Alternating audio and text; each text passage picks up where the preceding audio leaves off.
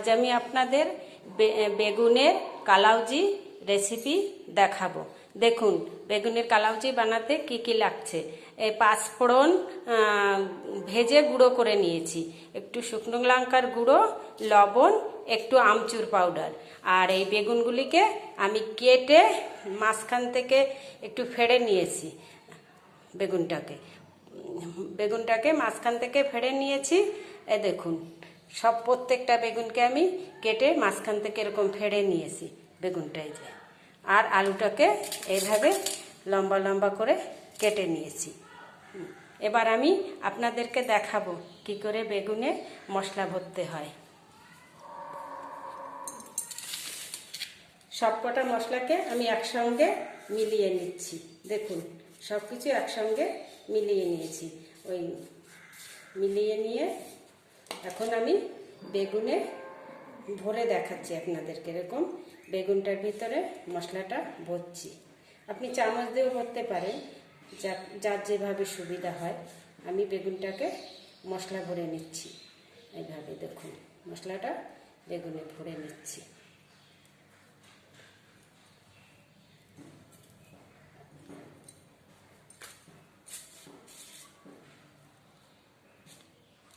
দেখুন এইভাবে সবকটা মশলা ভরে। এবার গ্যাসের পরে কড়াই বসিয়ে দিয়েছি। কড়াইটা একটু লাল হওয়া পর্যন্ত দেখব। তারপরে আমি তেল দিয়ে দিচ্ছি। একটু তেলটা বেশি দিতে হবে, কারণ কালাউজিটা এই বেগুনটা এই তেলের বিষয় হবে, জন্য একটু তেলটা বেশি দিতে হবে। তেলটা গরম হওয়া পর্যন্ত দেখব।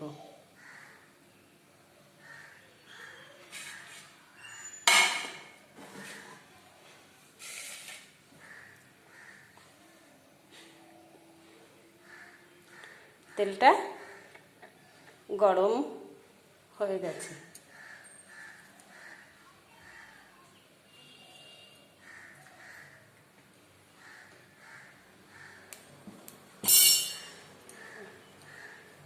তেলটা একটু নেড়ে দেখলাম তেলটা গরম হয়ে গেছে। এবার একটা একটা করে বেগুন ওই তেলে ছেড়ে দিতে হবে। দেখুন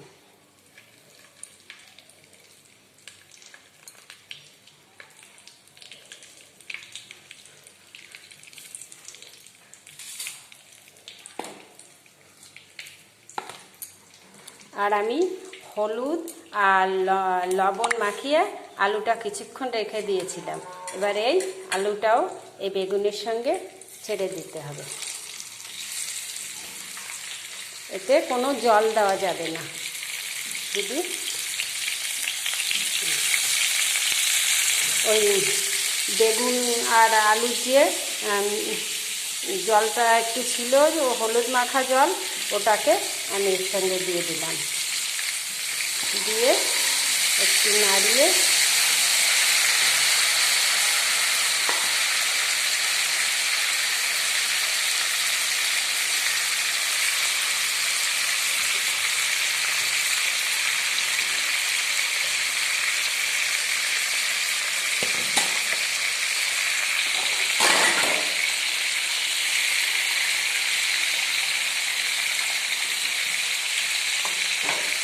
এবার গ্যাসটাকে একদম মিডিল তাপমাত্রায় রেখে দিতে হবে।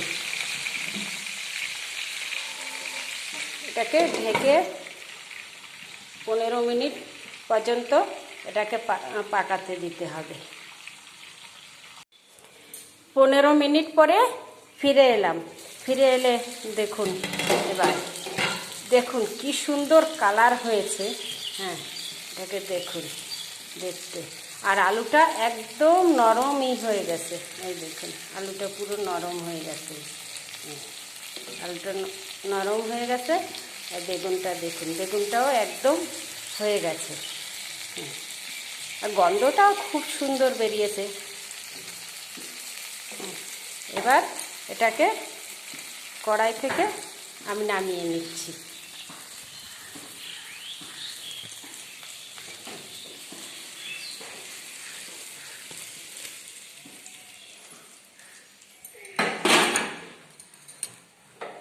দেখুন কড়াই থেকে নামিয়ে নিয়েছি, আলুটাও একদম সিদ্ধ হয়ে গেছে।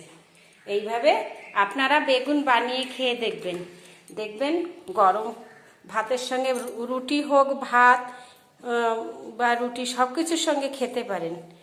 এটা বেগুনের কালাউজি।